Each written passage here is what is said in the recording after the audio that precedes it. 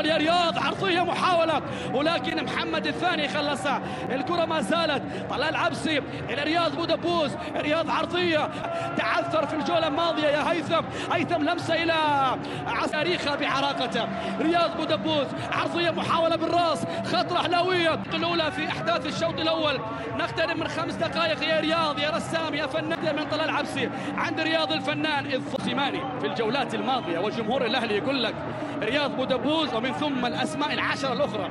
نعم يا رياض يا فنان يا رسام، رياض لعب 21 مباراه سجل الفوز في 5. يا حسن علي محاوله خطره انطلاقه من رياض يا فنان يا عازف يا ممتع الى العلم، ومن ثم بادي صح الاهلي بادي بشكل ممتاز وقوي. يا رياض صافره تقدم رياض عرضيه في مكان محاوله مرت الخلال يحضر فيها بشكل ممتاز، لكن هذا اللي يحضر في الدوري بعد هذه المحاوله. رياض الرسام، رياض الفنان، عرضيه مودو استلام التسديده والمحاوله مودو بارو. نعم هذه اللقطه شوف في رياض هيثم عسيري بلمسه الى رياض الى هيثم مره اخرى وصافره وخطا، يبحث عن راسيه اهلاويه الشام. رياض ولكن مرت عبد الباسط، الخطوره ما زالت عند رياض بودبوز. رياض يبحث عن زميل عاد بالكرة الى رياض بودبوز بلمسه يا على لمسه على لقطه.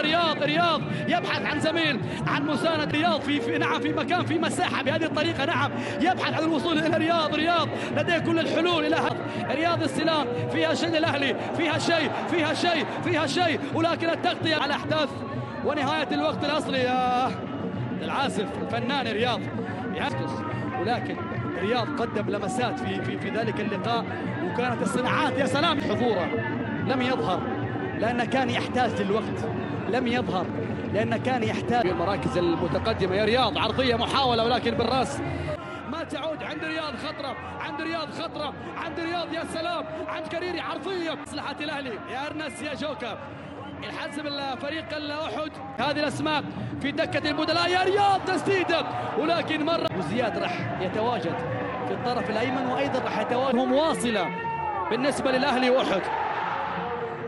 رياض إلى نايف كريري في الجهة اليمنى، محاولة الأهلي حتى الآن مرت أكثر من 20 دقيقة من أحداث هذه المواجهة في الشوط الثاني.